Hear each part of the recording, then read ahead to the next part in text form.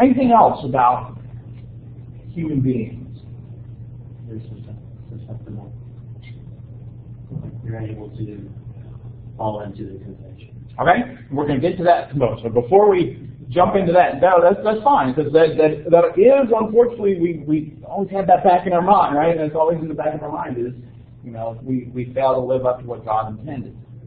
But before we get to that point, I would say that the creation of man and woman, the fact that man needed a helper, is pretty significant. right? So while God originally created Adam, just Adam, there's that recognition of the need for community, relationship, right, between each other, but also between human beings and God. And all of those fit into this idea of humanity. These are basic beliefs about human beings, right? We're in God's image. That suggests dependence as well. Relationship, character. God gives us stewardship of the earth, right? Tend the garden. Right? It's not just kind of, just do whatever you want. It's like you have a job.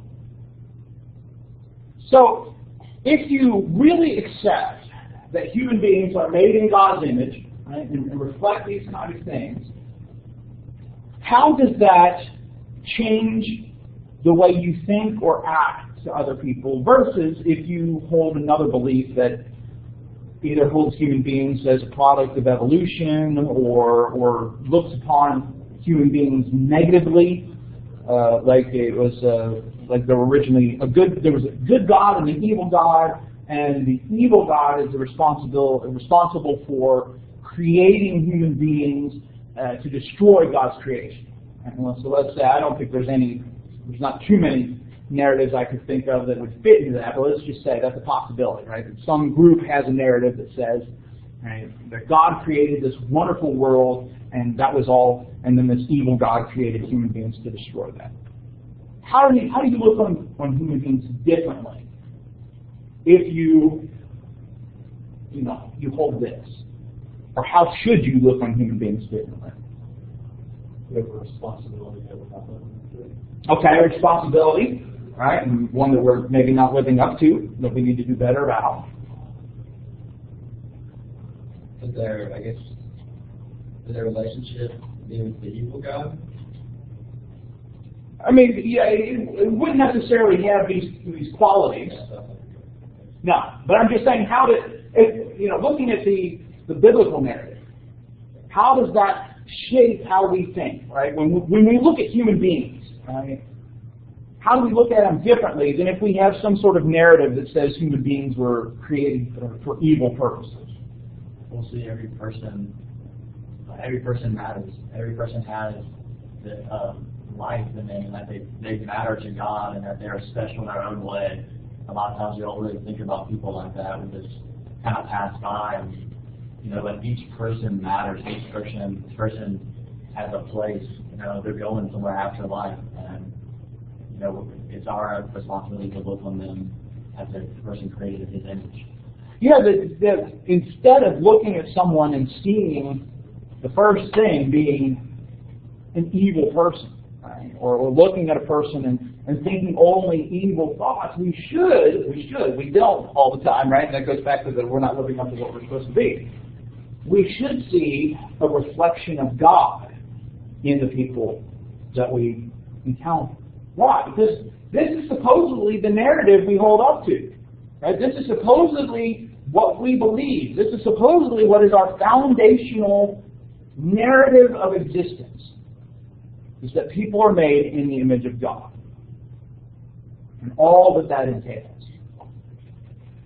And so when we look at ourselves and say, wow, I really don't look at people like that. I look at people with suspicion. I hate certain races, or I hate certain genders, or if I hear certain things about somebody's identity, I immediately think how horrible a person they are. How much of this am I truly reflecting? Or have I embedded in my theology some things from other arenas, the political arena, news media, friends, family that might hold certain beliefs like that? how much am I really shaped by what God says about creation and humanity, and how much am I shaped by what other people say, other groups, or personal experience? So, to break it down simply, the first stage of the grand narrative is creation. But what's that second stage? We have creation, it's good, human beings are very good, but what happens?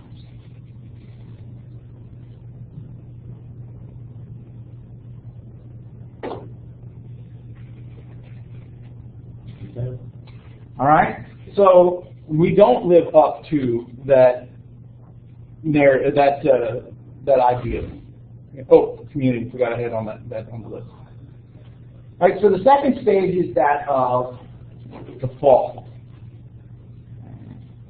Human beings falling into sinfulness.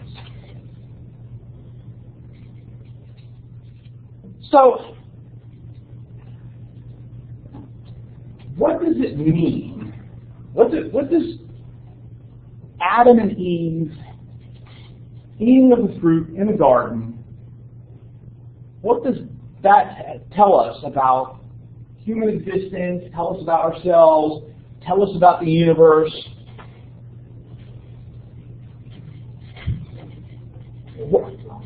Okay, we're flawed. What else? We have free will, and that we were created with that free will. When we were created to have a relationship with God.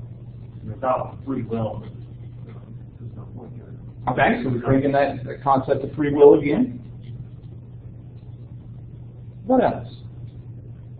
What are some other things that are affected by the fall? I mean, we're personally affected, right? Because of our condition before God.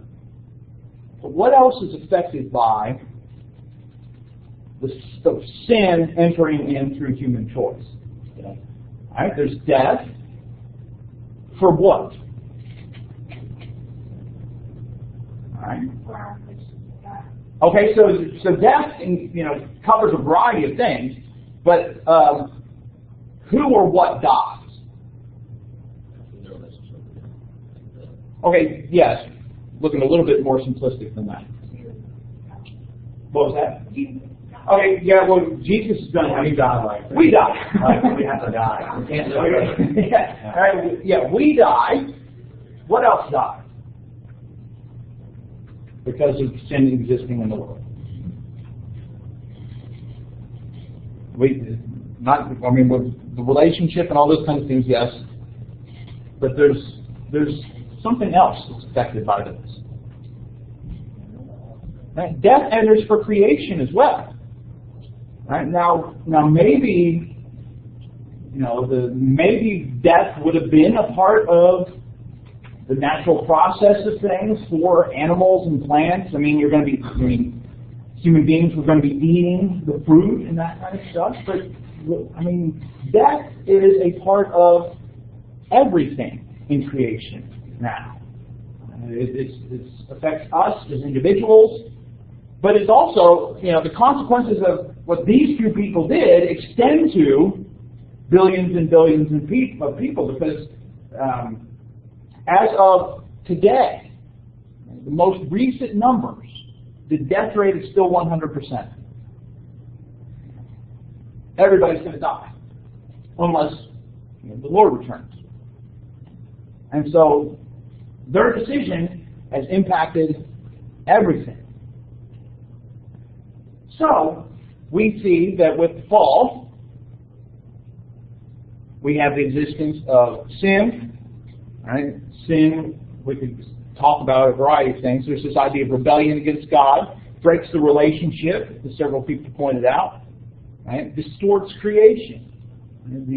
The creation was intended for one thing, but the consequences have happened to creation.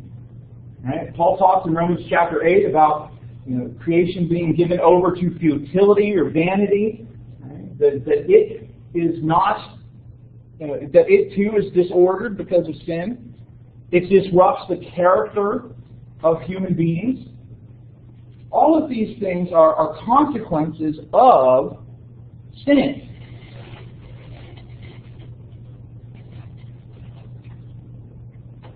So, before we get to God's beginning to make a plan and then carrying out that plan, how does this part of this grand narrative,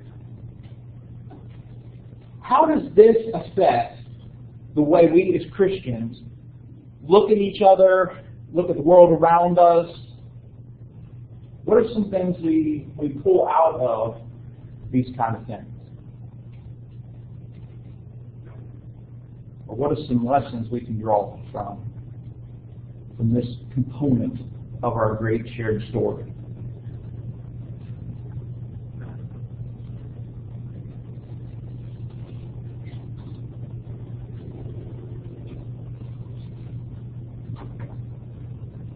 Let's go back to that question of how we look at other people.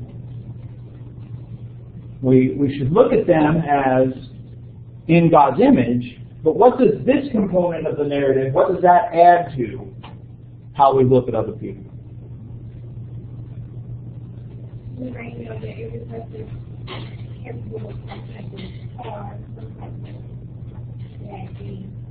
Yeah, that this is a part of every person's existence. That none of us on our own can get past this. And so we should see within human beings that image of God, but also a recognition that there's something wrong in human nature as a universal. That universally we are flawed because of sin. So what does sin, what's the impact of sin? Well, it breaks relationships. Why is it so hard to have good relationships? What? Good. All right, so on the one hand, it has that, we're distancing ourselves from God, and, that distance from God creates distance from each other. But we think about, God created man and woman, brought them together. They're these two, but they're supposed to be one. Why do we have so many failed marriages just in the United States? Or failed relationships? Selfishness. All right? Because we're people that give into selfishness, we're people that give into suspicion, to jealousy, all those kind of things, because this is a part of it. And so instead of relationships being natural, being positive, all those kind of things that they would have been in creation, they're things that we have to work at, because we bring sin into a relationship if we aren't careful. Right? And so we need to be careful about how we exist in relationship. Well, how do we then think about human society from this as well? Does sin, it twists our individual lives, right? So that we're not living like we should, we're not living the way God wants us to. So what does this tell us about our human institutions, like government, culture, economics, right?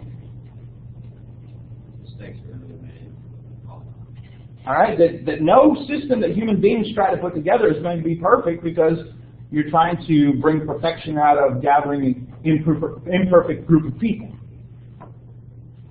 And so sin, this idea of sin, shapes even how we should think of human society. It doesn't necessarily mean we have to be negative about society, or pessimistic, but it does recognize we need to be realistic about what human institutions can do to alleviate this problem. Right? And so when we think of things like poverty, racism, class struggle, right, there's some things that social institutions can do to alleviate those conditions.